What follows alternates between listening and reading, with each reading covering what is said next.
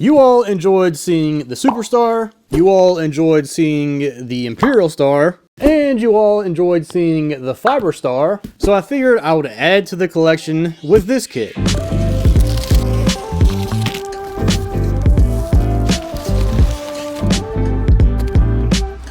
This is a Tama Royalstar, and I kind of bought this on an impulse because it was a good deal already, and I bought it from a friend, or someone I would consider a friend, and he was trying to get rid of it, so it gave me a good price. I don't really need this kit. I'll probably end up selling it, but I've never had a Royalstar, and also this is like the fancy one because of the wood grain. Pretty sure it's still whatever wood Tama used back in the day, but it's just like not a veneer, but I think it's just some like fancy paint job.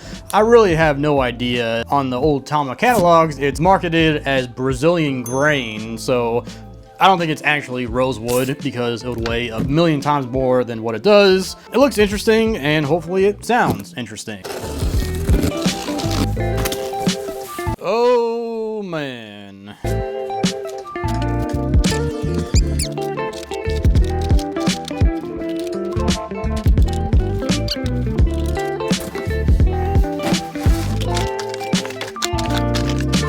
Pretty sure the 12-inch is inside this floor tom.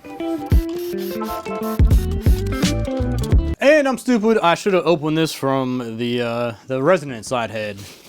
Yeah, that's not gonna work.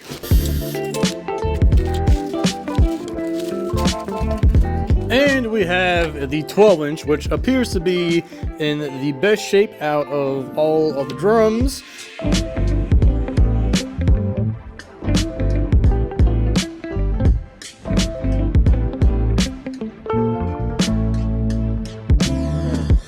So this kit is a 12x8, 13x9, 16x16, and 22x14.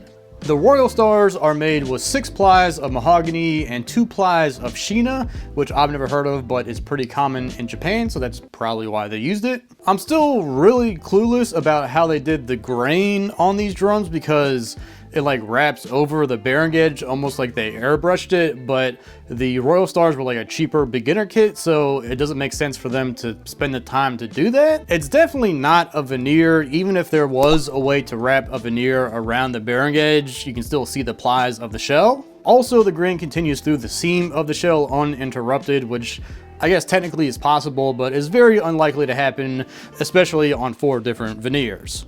So if you have any idea how they did this, then drop a comment. But as usual, this kit needs a little bit of work, so first let's start off with the bass drum hoops. First, let's get rid of this gum. Oh, that was easy. Next, I'm hoping all this crud just comes out with some soapy water. That's a big fat negative. Let's try a magic eraser. Oh my gosh, it's actually working.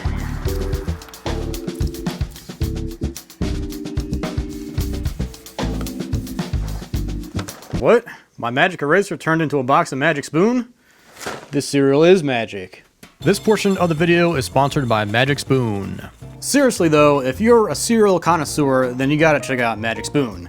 There's 0 grams of sugar, 13 to 14 grams of protein, only 4 net grams of carbs, and only 140 calories per serving. I'll eat a bowl of cereal whenever, to be honest, whether it be for breakfast or as a midnight snack, so it's cool to see a fresh take on cereal that I can eat whenever I feel like it guilt-free. Plus, what other cereal do you know with a 100% happiness guarantee? If for whatever reason you don't like Magic Spoon, they'll refund your money 100%, no questions asked. I'm taking this as my New Year's bonus for being your cameraman.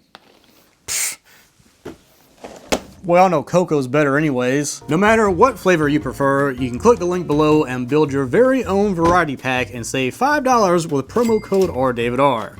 Whether it be cocoa, fruity, peanut butter, cookies and cream, maple waffle, blueberry, or cinnamon, Magic Spoon has got all the flavors covered.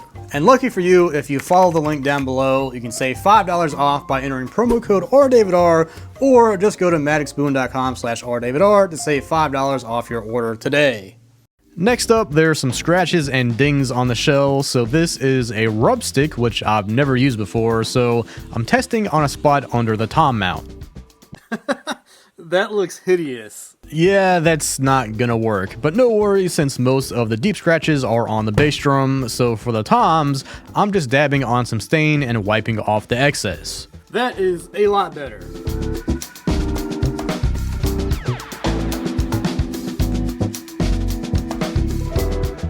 This stain is red chestnut, which is a pretty close match, and I had a darker stain for the grain streaks, but it was still a bit too light, so I busted out the Sharpie.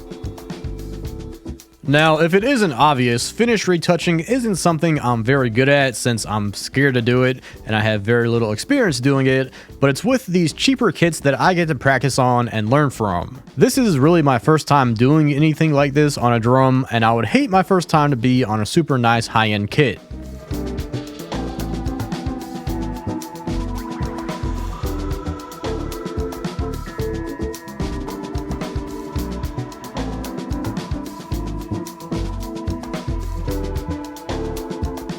For the deep scratches in the bass drum, first I hit them with some stain, then mix some stain with some wood filler, and then fill those cracks. Now, of course, right up on it, you can tell that this has been messed with, but from a distance, it draws way less attention than just the bare wood.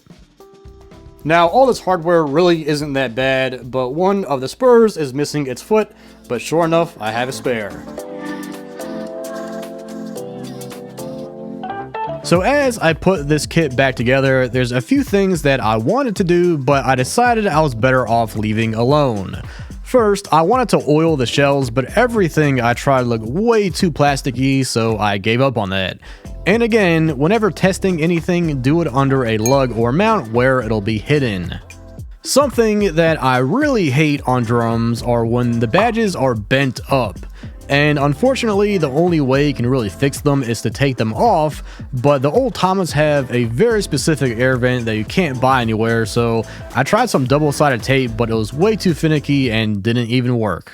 So that wasn't anything too crazy. The only reason I decided to make a video about this kit was to see if I could fix the scratches really.